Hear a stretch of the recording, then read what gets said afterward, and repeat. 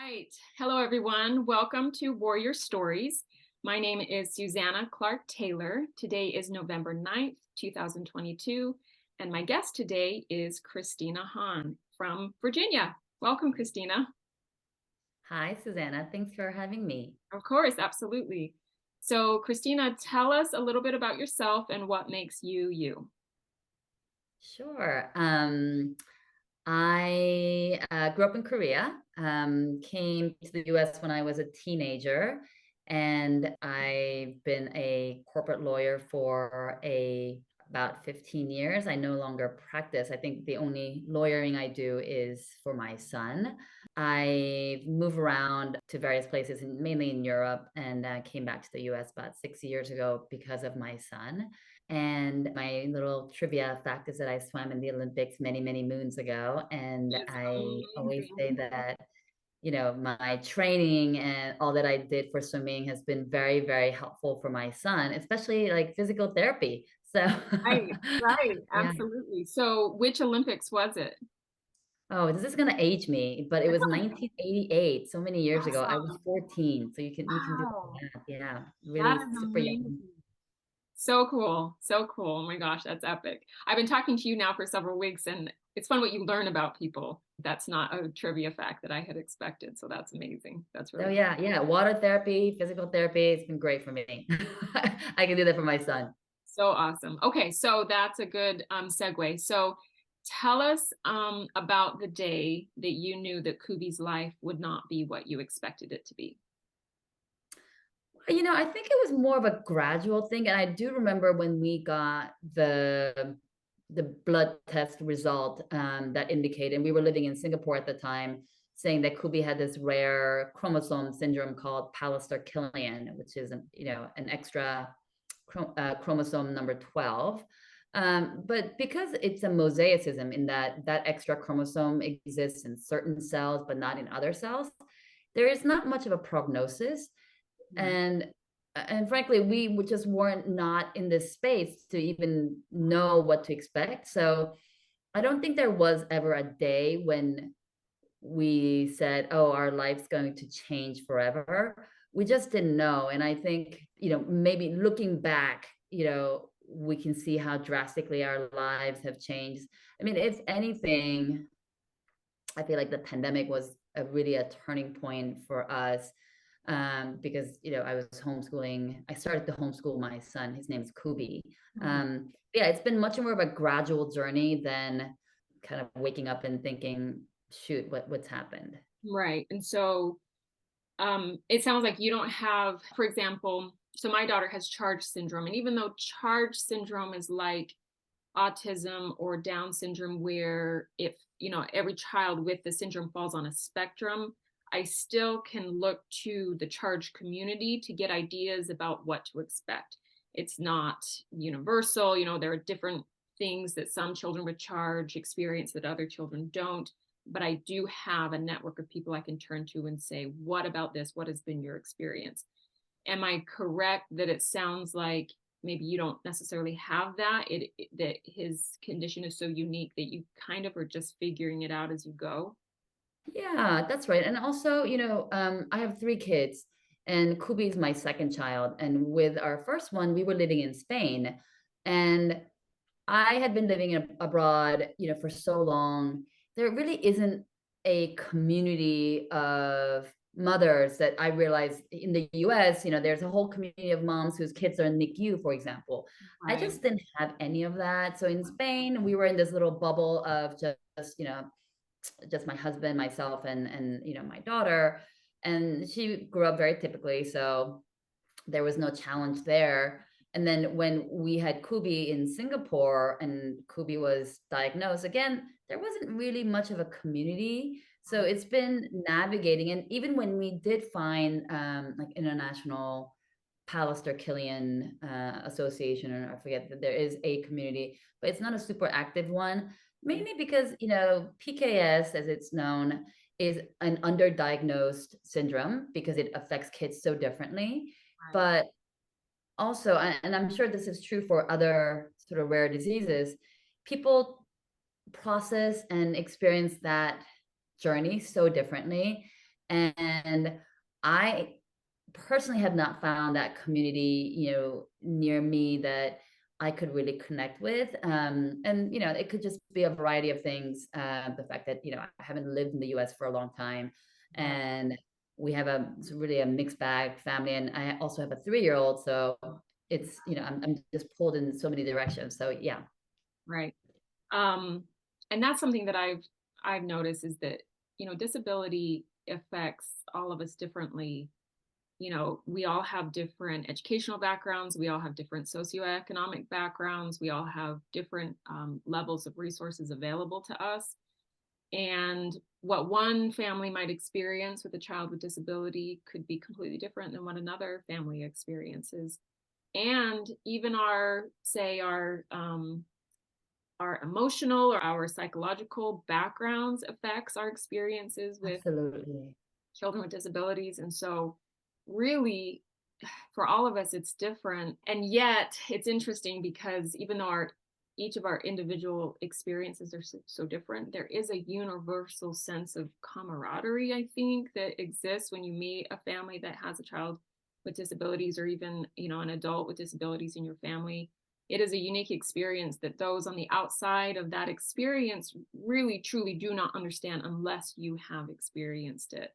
And that's partly why I'm doing Warrior Stories, because I really want to give families the opportunity to talk about their experiences, because if you don't know, you just don't know what it is like. Yeah, absolutely. And I think for me, what I've experienced and what I've seen is it's not necessarily just a hardship, for sure. I mean, there are so many challenges and obstacles for those of us in this, fortunate community of, special needs kids. But I think the nuance that people miss is the wonder and the joy that you get from being in this world. And I remember seeing an older mother with an older son in a wheelchair and having this kind of moment of intimacy, kind of whispering to each other. And I felt so emotional. And it wasn't because I felt sorry for them in any way. It was what I wanted to say to her was, if I knew her, was that only I know in this whole, space that we were in, how much that love means and how deep that love is, that really nobody else can experience, nobody else with a typically developing child can experience. And that is something so special. And Right. I remember somebody telling me this before I had children and thinking, oh, you're just saying that, you're just making yourself feel better, that can't be true. But Mhm. now It that I'm in it, it's so true. And that wonder and joy and that love is something that is so unique, and I am so grateful for it. What bonds us to this community. Absolutely. Absolutely. And it's not that the love we share with our typical functioning children isn't deep. It most certainly is. Sure. There is something there. And for me, what I've noticed is it permeates around the situation. I've had people come into my home before and they ask me, and it kind of leaves me in awe because I'm so used to it, I don't think about it anymore. But people will come into my home and say, "What what's different?" Mm. And I'm like, I think it's Isabel. I think it's my daughter with disabilities. Like, she just Yeah. exudes love, she just does. There's no judgment. There's no, um, she doesn't put conditions on anything. And she's so purely honest in her emotions. And the connection that you feel with your child with I mean, it is profound. Like you said, it is profoundly beautiful and so unique. And I love that you Absolutely. brought that up, because the the burden is real, the trial of it is real, the exhaustion is real, um, the the emotional task, I guess, of what we experience is so real.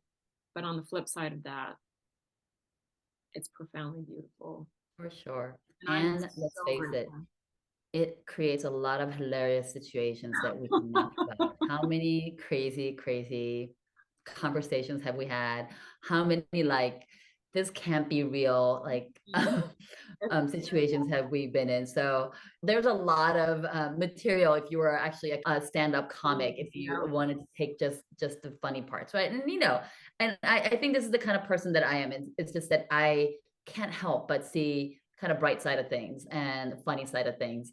Because what's the alternative? The alternative is just too scary for me, you It's know? depression. It's like deep depression, especially when you have a child whose disabilities are not curable. Like it's Yeah, not fixable. It's not changeable. I mean, yes, we can help them to grow and to develop and to reach as much autonomy and as the best health condition they possibly can. But there are some things that we simply cannot change. right. My daughter is Yeah, never not going to be deafblind. Like there are right, things right. she's never going to accomplish in her life. And we have to change our expectation. So on the flip side of that, learning to find joy in our circumstance, like it's just vital for our mental health.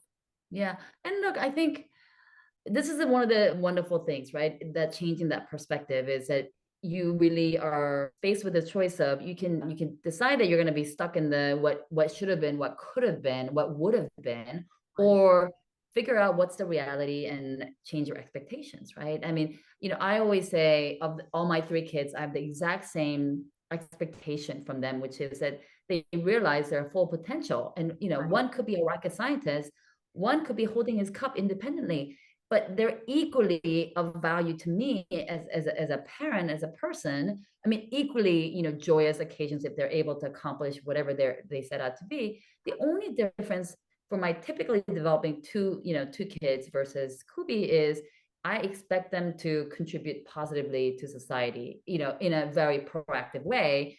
And I don't have that expectation for Kubi, and I can live with that. I think everybody can live with that, right? So you get up in the morning, and if that's your expectation and that's what you're striving for, it just makes everything, much kind of at peace. And there isn't this, I'm never thinking my son should be studying for the AP exam. I mean, like, Right. or Right. my son should be, at this level. There is no self comparison. There is no should be, could be, would be. Yeah. It's like simplifies everything. I feel like. I agree. And once you move through that initial grief, when you learn that your child is not going to be who you expected them to be, and those expectations are able to shift, it removes the need for grief. So you're not worried about, whether or not they become, an expert piano player. You're just Right, right. like, when my daughter first learned to scoop a spoonful of food and bring it to her mouth, I just burst into tears. Like it was amazing. I And know. she was probably 7 when that happened, I get chills just thinking about that because I know how that feels, and that feeling it's electrifying. I Yeah, mean, and in a way, like your other kid is accomplishing so many milestones that you get a little bit desensitized. Like, oh, okay, great. Like exactly. you're now like standing, and then you're not walking. But I Right. mean, my son taking two steps independently, electrifying. I Huge. mean, I feel like I should like contact CNN. Exactly, exactly, exactly. So speaking of milestones, how old was he when you first noticed, or did he receive his diagnosis at birth, or were there milestones that he missed and that's when you started, asking and looking into it, or how did that evolve for you? Actually, it's actually kind of a funny story. So, he did miss milestones, but I didn't know it. Even though I had already had another child, I just wasn't paying attention. So, I I think had the 6 same or mindset. 8 months into it, you know, I think it was like a doula that happened to come across was like, I think something might be wrong with your son. And I was like, what are you talking about? Right. And mind you, this is in Singapore, so a very different culture. Mhm. And we went to see a new pediatrician because our old pediatrician wasn't very helpful. And my husband is from Spain, very Caucasian looking. And so the doctor was like, tell me what your husband looks like because your son looks a little strange. And I'm not sure it's because you guys are a mixed race or because he has like genetic markers that, manifest in, and, like we would always look at me like, I think he's so beautiful. Right. But he looks quite unique, he looks very beautiful. Right. Um, and the doctor was trying to be very politically correct of like, yeah, I just can't tell. Like, is this like a mixed baby situation? Right. Or so. I would like whip out a picture of my husband, who actually looks more German than Spanish, actually. Yeah. But anyways, she'd be like, well, I don't know, the two of you. Anyways, that's Right. how she was like, well, look, let's just do a blood test. Let's send the samples to, Right. I think it was like Baylor University. So it just came from that. So I was really not expecting anything. Um, and I, and I'm also like the opposite of somebody who's that aware, like very aware. Like I'm somebody who's never read a book on pregnancy, never read a book on child rearing, Right. mainly because I was abroad, not because out of a principle. Like I'm Yeah. abroad and there aren't books in, that Yeah. accessible in English language. So Right. like I just, had I known like what your child is supposed to be like at different stages, for Right. sure, I would have been thinking about, Right. milestones, but my head was just not there. Yeah. Right. I totally relate to that. My daughter Isabel is my third child, and my kids were really close together. I had a 4-year-old, a 2-year-old, and a newborn. I was so busy and overwhelmed that as the months went on and she wasn't hitting milestones, I did not notice. I was just Right. taking care of 3 little children, and somebody else had to say, "Hey, I think there's an issue." So I totally relate to. So who was it that told you like, hey, something is not right? Well, she failed her newborn hearing screening, but just in one ear. But she'd been really congested that day, and so I just was like, she's fine. She was just, because they told me that, well, she's really congested. That's probably why. And I Right, right. was so new mom, postpartum, the whole thing. I was like, Yeah. she's fine. She was my Yeah. third child. And then her eyes are two different sizes, but I Mm-hmm. can tell because when they're newborn babies, their eyes aren't open all the way. And I just Sure. assumed, they'll even out. She'll start opening her eyes more and it'll be fine. And I mentioned it to her pediatrician at one of her early appointments, like 3 months old. And she said, I really don't think there's a problem, but why don't you take her to an ophthalmologist?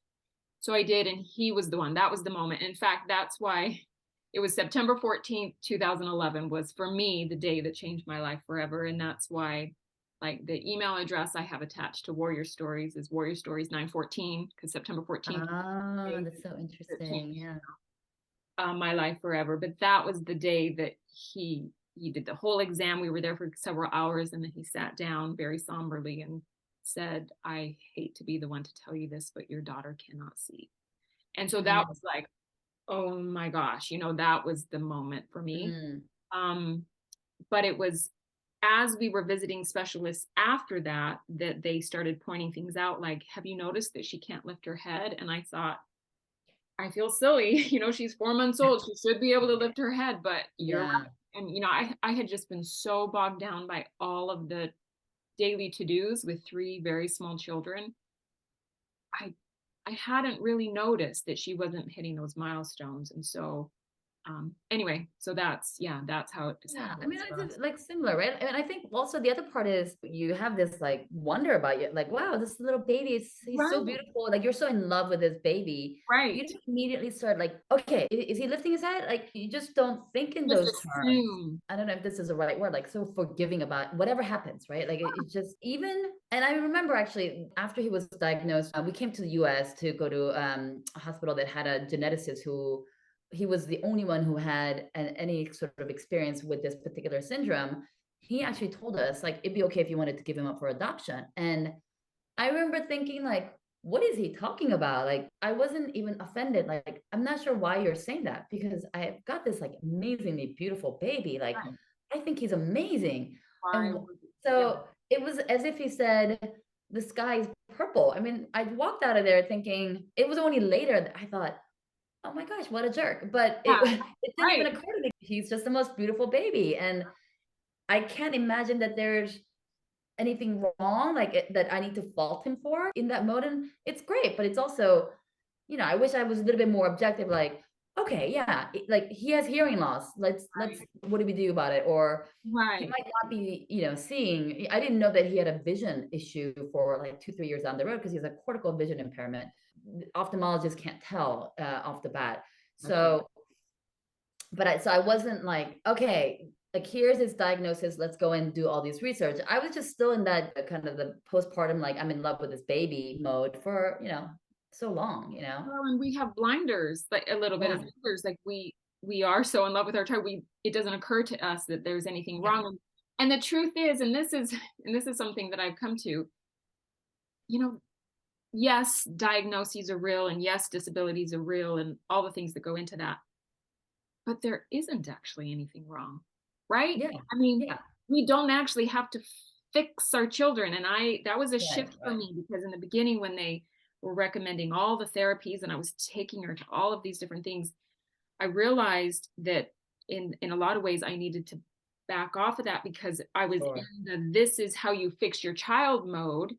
And Yes, that's right. it was just too much for her. And she really didn't start making progress until I backed off and I let her start showing us what she needed and what she was going to Right. respond to and how she was going to develop. And it was a really important thing for me to get to the point where I realized I don't have to fix her. She's not broken. She's exactly Yeah, who she's meant to be. She's amazing that's and right. beautiful, and Yeah, all those right. things. And so anyway, it is a shift in your mentality as our children show us who they are rather than us, Yeah, which absolutely. applies to all of our kids, not just those Yeah, with special needs. that's right. That's So right. tell us what a typical day in Kubi's life looks like. Well, as you know, there isn't a typical day, but there are there are ingredients to a day. And those sort of ingredients are going to school, which is a new thing. 'Cause, he was homeschooled for almost 3 years, but Mhm. making it to school, Which kind is of. some days is a huge accomplishment. Yeah, it's a big accomplishment. And then he has one or another therapy, which, a couple of them are fair distance away, so there is a therapy involved. Um, Seizure is like your daughter has kind of a complex case of epilepsy, so it's like a cloud that looms over, and we're always, my 3-year-old's first phrase was, "Is Kubi having a seizure?" And I can't remember when he started saying this, but because you hear it all the time, did Kubi have a seizure, or is he having a seizure? It's a constant conversation. So I think I don't want to say we're really controlled or dictated by that, nor are we kind of tied down by it, but it is a concern that we always have. So, we try to make sure that's under control. But, the school and therapy are like two big chunks. Yeah. And then mealtime, meal prep, and just I think the overall theme is like, how do I get my son engaged with his environment? Is it with his siblings? Can I do something that it's something that everybody can enjoy together, everybody can get involved together? Or if we're outside, again, like, how can I help him access his environment? Because he's deafblind, he's not going to just even observe and enjoy what, there has to be a middle person, right? Who's gonna help him translate and build that bridge. So I would say that's kind of the overall theme, is like the constant is, the seizures, but also helping him access his surrounding. Right, right, absolutely. Tell us what an intervener is and why does Kubi need one? An intervener, which I know has a very strange name. I'd love to know the history behind how that name came about. But this person serves as the ears and the eyes for my son. Right, So an intervener really helps Kubi access his environment that he normally would gain through his vision and hearing. right. Let me read really fast because I looked up an intervener is a person who works consistently one-to-one with an individual who is deaf-blind to help them gather information, develop and use communication skills, and establish relationships. The need for an intervener is typically determined during the development of a child's individual education plan, or IEP. In school settings, they work under the supervision of a classroom teacher or other person responsible for implementing the IEP. So tell us about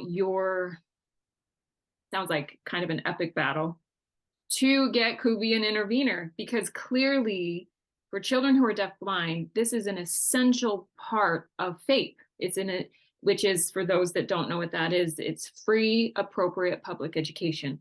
And it is a federal law. All children have a right to FAPE.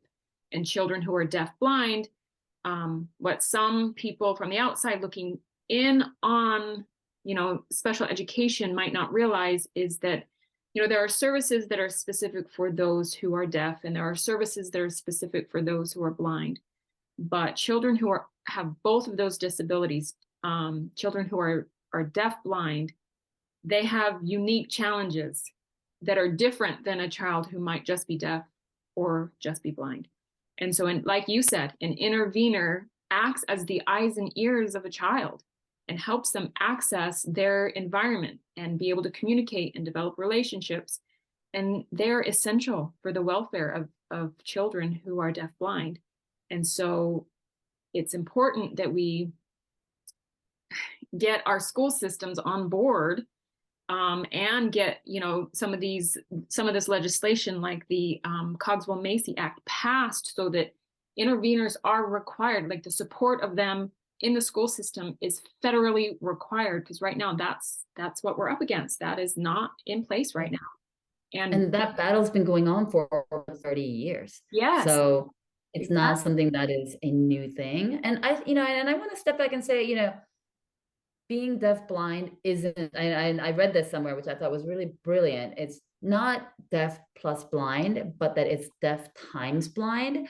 And what that means is that the disabilities and the challenges that you have as a deaf blind child is exponential, not just adding the challenges of that being deaf and challenges of being blind and 2 plus 2, because having a dual sensory loss can really affect your experience, how you access experience, how you use your body. It affects every aspect of your functioning. Like, safety is a real issue, and if you're not physically safe, how are you supposed to learn? It's huge.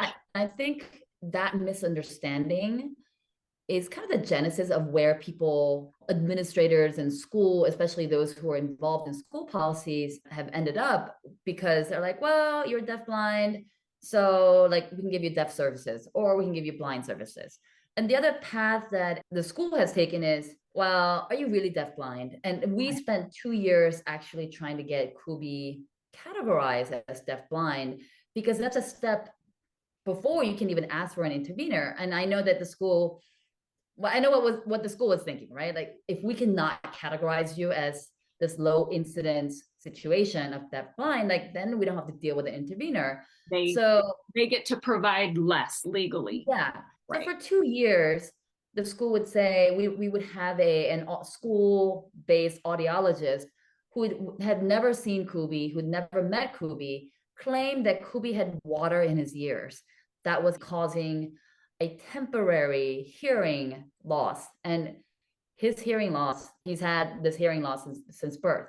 Right. So he's had that water in his ears for a long time. Right. We were arguing about this so it took us 2 years to even get to the level where they said, okay, so he has a hearing impairment. Right. Check box, because you have to check certain boxes in order to arrive at that deafblind categorization. And, the CVI, cortical vision impairment, which is his, visual impairment category, that had been documented. And for whatever reason, they didn't fight us on it. So then we were able to say, okay, deaf, check, blind, check, equals deafblind. But we still had to, fight for that. Like, they said, oh, what is it, multiple disabilities? No, there's actually a law that specifically says if you're deafblind, you cannot be categorized as multiple disability. But I'm lucky I knew this, because I know that there are parents who don't know this and have categorized their children as having multiple disabilities, and miss out on any potential benefits that they might get, that their supports, not benefits really, it's the supports, because of this, miscategorization. So, and even when you get the deafblindness category, it's not automatic. Then the school says, oh, what do you need? Oh, you need an interviewer, let's get you one. It's actually, like a dirty word in our county to say the word intervener. Where I am personally with my son on this battle for an intervener, because it's not federally mandated. And it's not there is no state requirement either. We're lucky because we have a definition of an intervener, within the state, but that's saying that, it's not, to me, it's acknowledging. Yeah, where we are is that in Virginia, there is an acknowledgement of an existence of an intervener. And there is a Department of Education comment that talks about the importance of interveners. So, you got to link up a lot of indirect evidence and statements to say, well, interveners are necessary for deafblind students, and this is what an intervener does. So once you set that baseline, you go to school and say, hey, look, this is what they're saying federally and statewide. And what the school then came back to me and said was, oh, but for Kubi's sake, we should not give you an intervener. Working one-on-one is just not good for him, because what if that person gets sick? I mean, you can imagine all the counter arguments to that, but Right. because our typically developing kids have one teacher, they're not like switching in and out. But anyway, so then they said, well, we'll give you 3 or 4 people who will work with Kubi on a consistent basis, and that'll be better for him. So then my position was saying, okay, well, I want you to train them like that they are interveners. If Right. you're not going to give me one intervener, please train them. Right. And of course, they don't follow up on that. They've actually trained the teachers that Kubi works with on the concept of deafblindness. And I actually just sent an email to the school saying, look, learning about a concept of interveners or deafblindness is akin to learning about the concept of French language, but not learning how to teach French language to students. Right. So if you're not learning about the pedagogy involved in teaching a deafblind student, that's not an appropriate, adequate training. So we're sort of in this argument back and forth about what is appropriate and adequate training, because when the training requirement was written into the IEP, which I felt very proud, because I was like, well, then we can fight about the training. If you really committed your teachers, basically throwing the teachers under the bus to say, hey, teachers, we're going to train you as interveners instead of us going out and getting a professional certified intervener, just one person, right? Because, and we should clarify, to be an intervener, a certified, an official intervener, it's about a year's worth of coursework. Right. So this is not just a regular aid, as valuable as they are. This is not just a regular aid in a special education classroom. This is specialized training that an individual, ideally, that becomes the expert on your child receives. But if they're not willing to offer one person that can be the expert on your child, what they need to do is then train anybody who works with your child, which is much more expensive for them. It really doesn't make sense. Right. Imagine if you are deaf and they said, well, we're not going to get you a sign language interpreter. We're going to it's not good for you to have one interpreter. We're going to get 4 or 5 teachers. We're going to be just trained in concept of, the history behind sign language and the concept. Or just the alphabet, right? Yeah, like maybe somebody will be trained like 3 months and another person will be trained 1 month, but they'll make it happen. Right. That's one, it's really unfair to the teachers. These teachers have so much to do in terms of training for all the other things that they're required to do, especially, special education teachers. But the school just tells them, like, now you're going to be a sign language interpreter. Right.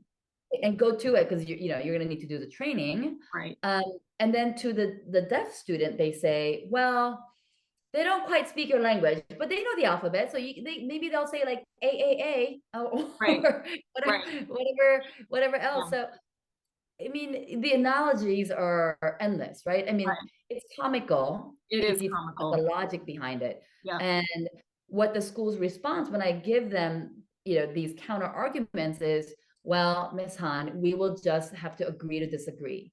And it's, frankly, it's kind of, a bullying behavior in that, well, we know we don't make sense, but you're just going to have to live with it because we don't have to make sense to you. And we don't have to do anything that we don't want to do for you, even though the IEP is supposed to be a collaborative process. So, that's where we're stuck. So, and because the laws aren't in place behind it, you don't have that to force them to fulfill this for your child, even though it's necessary for faith. Because say that, like the Cogswell-Macy Act, that legislation has not, after all of these decades of advocacy, still has not passed. You only have so much you can rely on to force the school district to provide your child what they need. Yeah, and I think, I was actually thinking from a broader perspective of how do you get people to care and do something about an issue that either affects very small group of people Right. and or doesn't affect you, right? Right. And one is, well, there's a legality issue of like, well, Right. there is the law that protects you and you have to do it. Or there is the economical, right? Even if it doesn't affect me, maybe it affects my tax dollar, so we should do it. Right. Um, or there's just a, kind of an ethics and morality, right? Right. Like we should do it because these kids need it. So whatever angle that the school is looking at, it doesn't look that great. I mean, even if there isn't a legal mandate per se to say you Mhm. need an intervener, there is the fate, but there's also the discrimination, right? If Right. you, as a school or as a school system in the county, are systematically denying the resource, then Right. that's a discrimination. Never Absolutely. mind the fate, right? You're discriminating Absolutely. a group of students Mhm. because of their disability. Right. So take a pick. You want an economic, you want a legal, you want a moral, right? Mhm. There's an There's a argument for all of them, you know? there's an argument for all of them. But look, 30 years of lobbying, 30 plus years of lobbying, if I had a kid 30 years ago, he's 30 years old today. Right. Kubi is 8, and I know, Isabel's, as 11. equally Mhm. young. Yeah. This is something that is like time is of the essence, right? This is an urgent issue that Absolutely. cannot be sitting in some dark room in the Capitol waiting for a bill to be, and I don't know the whole process of how, a bill gets Get into, passed. enacted that trickles down to a local school. Right. But I need this to happen like today. Exactly. And as we participated with National Family Association for the Deaf Blind in our Yeah. training recently, so many others in those training meetings are, parents of adults with deaf blindness who didn't get the resources their children needed in school all those decades ago. Like this is a reality for a lot of families where they were not able to gain access to the help that their child needs.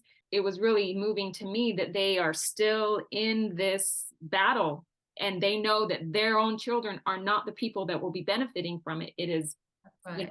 Kubi, it is Isabel, it is children Yeah. who are in school today. But it's a reality that we could end up being those grandparents whose adult Yeah. child with deaf blindness Well, never got the services they need. Like we have to get this I legislation. just can't accept it. As in, like, it makes me wonder, like, I mean, it's amazing that there's this group of parents and who are, still advocating for this thing that's not going to Help directly their benefit their child. children. Mhm. But at the same time, it makes me wonder, not having the urgency, or for us having the urgency, does that change your strategy on how to get this? Right. Whether it's through the back door, side door, whatever door, Right. what is the quickest way Mhm. for our kids to get an intervener, while there is this wheel that's churning on the policy front, on the lobbying front. Right. So that's been a question that I've been really grappling with. So I have a very good friend whose daughter recently passed away from a rare disease. But when her daughter was diagnosed, she really needed to, figure out what do I do with this, right? You can just, I mean, there's so many things that you can Yeah. do. And she was like, time is of the essence, right? She Right. went and raised $5 million within a year. I mean, I said to her, if you work for a company as a fundraiser, I mean, imagine what you could have done with that kind Right. of, but this was something that she did for her daughter. And she went this one particular route of personalizing medicine, and she did something that nobody thought could be possible. Within a year, there was a personalized medicine just for this child that's now affecting positively so Other. many other kids, right? Right. Could she have gone the lobbying way? For sure. She could have Right. said, well, look, this whole process of getting medication, made for somebody like my daughter to help her, there are a lot of red tapes. I want to change it, right? I want to go lobby the Congress and I want to change the way it's done. Right. For sure, that's the way that she could have gone, right? But she knew that she only had a few years. Right. So it makes me really think about, how do we harness this urgency? How do we make this happen quickly, because lobbying will always be there for sure. Yeah, I will partake in it, and I will be a very, very, active, Participate. member of this effort. Right. But is that helping my son today, tomorrow? It's Right. not, unfortunately. And so Right. I'm just trying to figure out, like, what is there something else that we can do, like, today, Right. and that's going to get people moving, Right. and if it's not the congressman, then who is it, who can make Right. this happen, you Right. know and is And it a private thing, is right. it like where there is a private, pool of money that hires interveners? Right. And because if it's not going to happen on the legal front, I mean, on the policy front, maybe there is a way, right? Because if you and I had just won the Powerball, Right. or I just won the Powerball, I'd be like, Susannah, like, Right. let me buy you, Right. a Right. voucher for the rest of Yeah. our You're lives right. to Exactly. be able to hire, because interveners are not cheap. They're Exactly. And that's the issue that I've run into, because there are school districts who you can convince to provide your child with an intervener. And we've been very fortunate. Isabel's a special education teacher last year did some internal lobbying for me, and she was able to convince our school district to post a new job posting for an intervener for Isabel. However, the pay that they offered was so low that not a single person applied. That oh, job post is still on the books. It's still there. It's still available. Anybody that wants to apply and work with my daughter, please do. However, the pay is pretty low. So we need the funding. We need the federal mandate. We need the legislation to pass. We need it to come top down for them to say this is necessary for children with deaf blindness.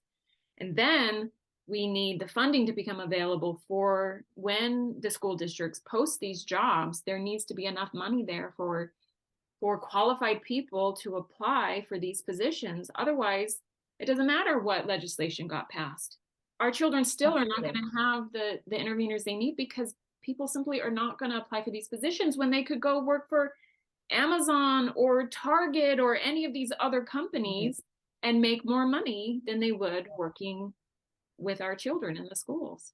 Well, I mean, but that's just in general problem with the schools. I mean, what people say, there is no shortage of teachers. There is a shortage of teachers willing to be paid so little, Yeah. right? I mean, and that's the problem with, and if you just if you just do the back of the envelope calculation of, because I know that our teachers had to work overtime to do this very minimal training, 10 hours. Right. Um, but this training is required for everybody, including summer school teachers to, any temporary teachers, right? So in theory.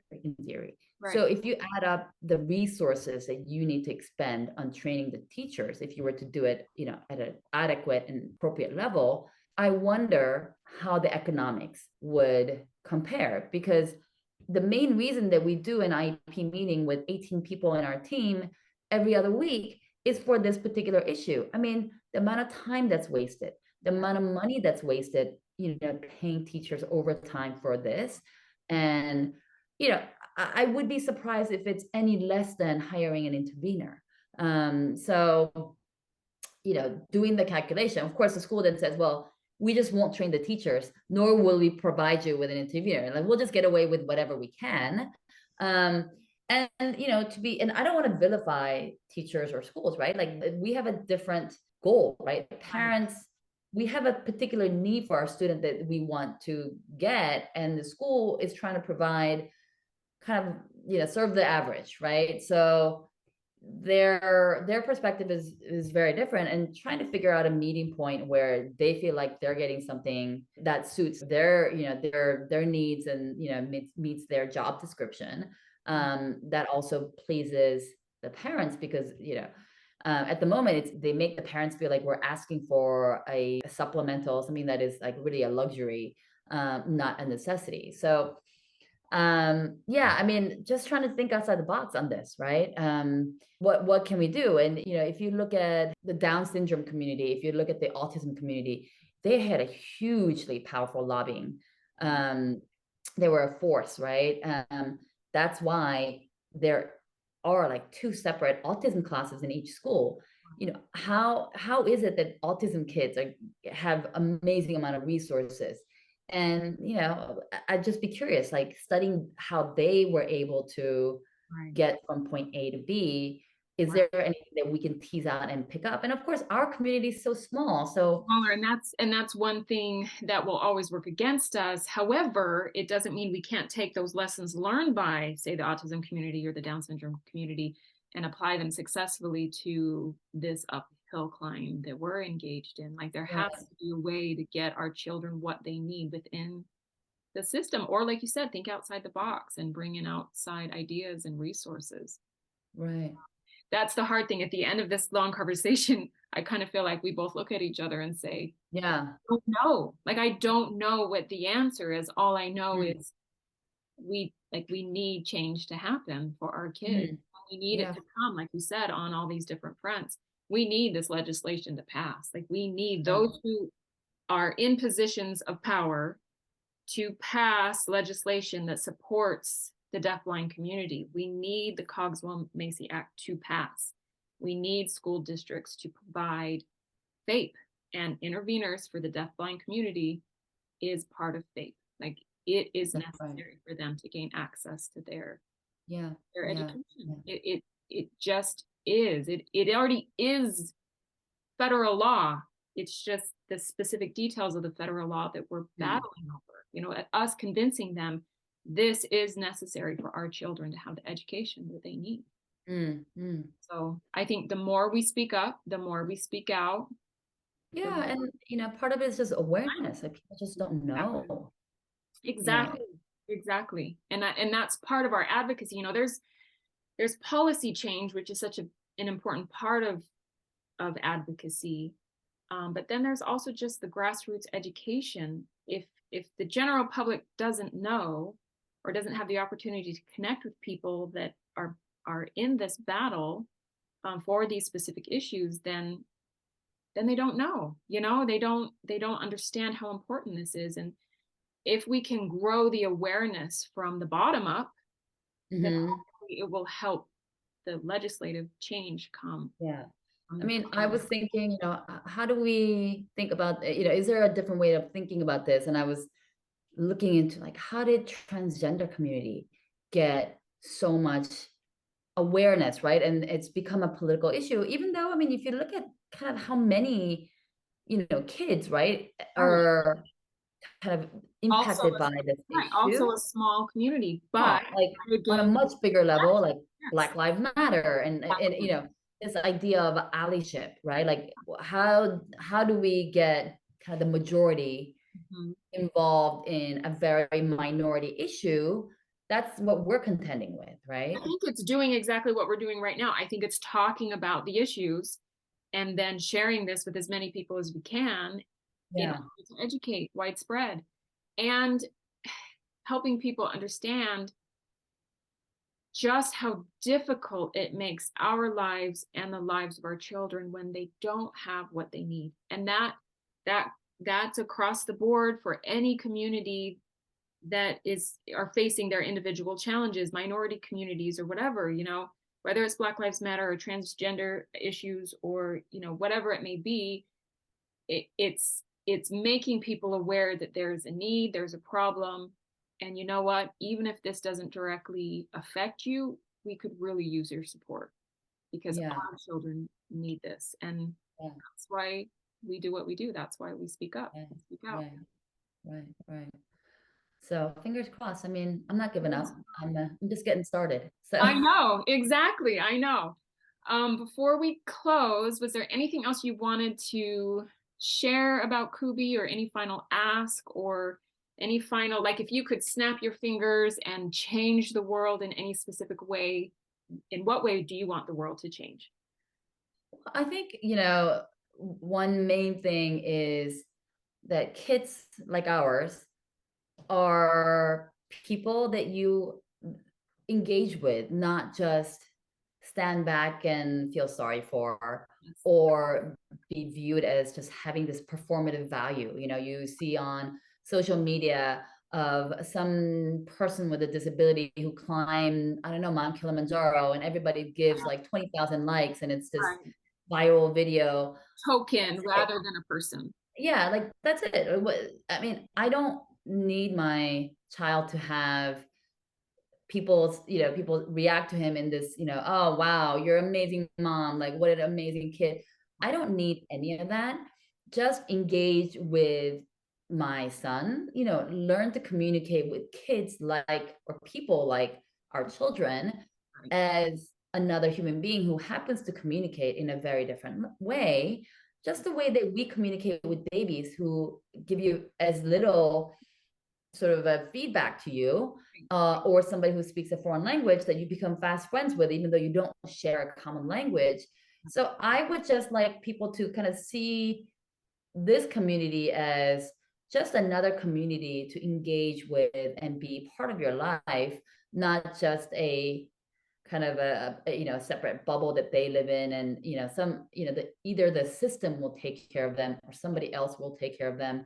I'm so glad I'm not them, or I feel sorry for them. And yes, I'm gonna give you a heart-shaped emoji, Right. Right. or like I don't need any of that.